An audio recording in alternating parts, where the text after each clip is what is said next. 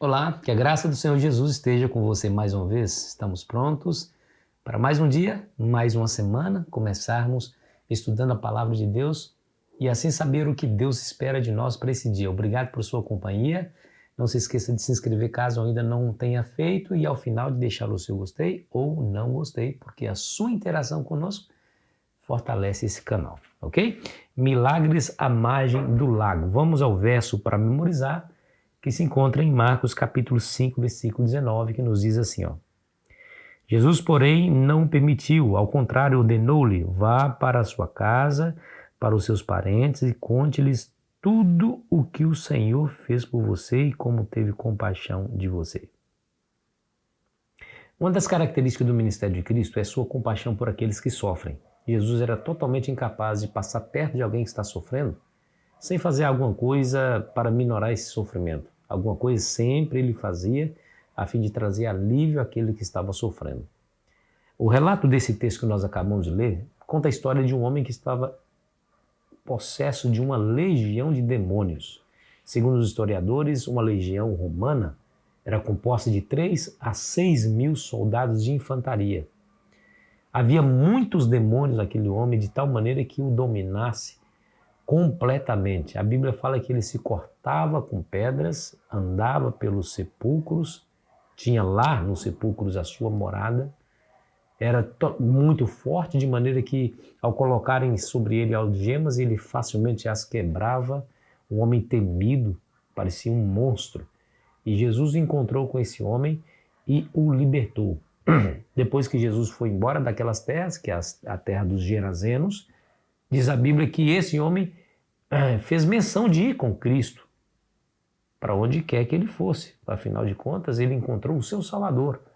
Jesus, negando, disse, vá para os teus e diga para eles o que o Senhor fez por você e como teve compaixão de você. É uma história extraordinária. Nós vamos ver na lição de sábado, na lição dessa semana de maneira especial, como que o ministério de Cristo se concentrou ali em torno do Mar da Galileia. Muitos dos seus milagres foram ali feitos ao redor daquele mar, ou aquele lago, que tinha 13 quilômetros de largura e 21 quilômetros de comprimento. Era muito grande, é muito grande até hoje. Então, muitos milagres foram feitos nas cidades que circundavam esse mar. De um lado estava a terra dos judeus e do outro lado estava a terra dos gentios. E também Jesus fez milagres dentro do mar, né? Há 2 episódios onde que ele atravessando o mar veio uma grande tempestade. Um dos episódios ele está dentro do barco dormindo tranquilamente enquanto o barco estava se enchendo de água a ponto de quase ir a pique. Quando seus discípulos o despertaram dizendo, Senhor, não se importa que pereçamos, o Senhor Jesus repreende a fúria do mar e o vento e a perfeita calmaria. Os discípulos ficam impressionados com tamanho poder, né? Outro momento foi quando os discípulos estavam sozinhos dentro do barco, no meio do mar, fustigado pelas ondas, pelo vento, por uma grande tempestade, quando Jesus foi até eles andando sobre as águas. Quando Jesus entrou no barco, houve perfeita bonança e os discípulos, mais uma vez, se admiraram. Nós estamos falando aqui no Evangelho de Marcos, e foi repetido várias vezes, sobre o segredo que foi revelado. Jesus sempre lhe dizia para as pessoas que curavam, olha, não diga nada a ninguém, né? De maneira que ele pudesse cumprir a sua agenda de pregação e de visita às pessoas e às cidades.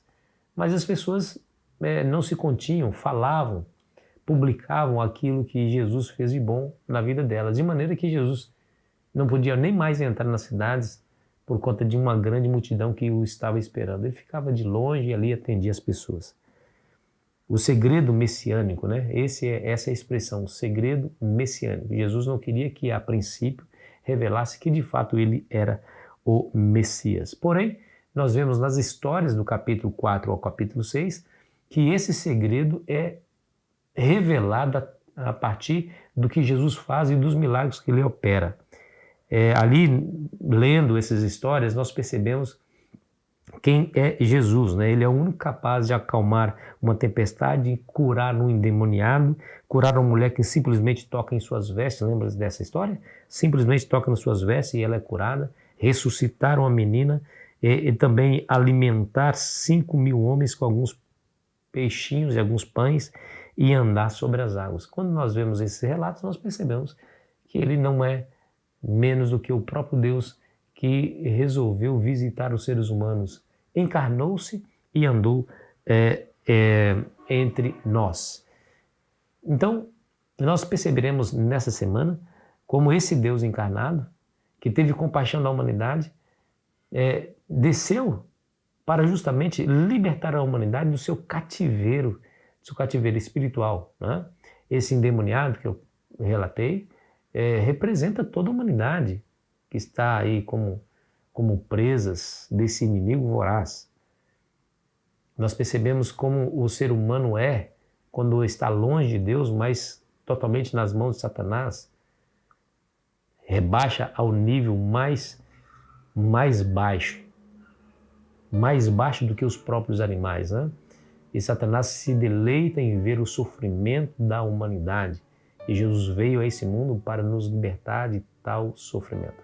Como é que ele fez isso? Bom, primeiro ele se tornou humano, pregou o evangelho e depois morreu numa cruz para quebrar definitivamente as portas do cativeiro e pôr em liberdade aqueles que ali estavam presos. Eu e você somos uma dessas vítimas que foi libertada pelo poder de Jesus Cristo. Querido amigo, se alegre, porque você e eu precisamos admitir que nós somos o que somos graças a Cristo e que Jesus também faz o mesmo convite a cada um de nós quando ele nos diz: vá e diga para os seus o que Deus fez por você e como teve compaixão de você. Fala isso. É isso que eu e você precisamos fazer. Esse é o testemunho que o mundo espera ouvir de cada um de nós. Feche os olhos e ore comigo. Pai querido que estás nos céus, em nome de Jesus queremos lhe pedir a tua bênção para a nossa vida, para o nosso ministério, para o nosso testemunho.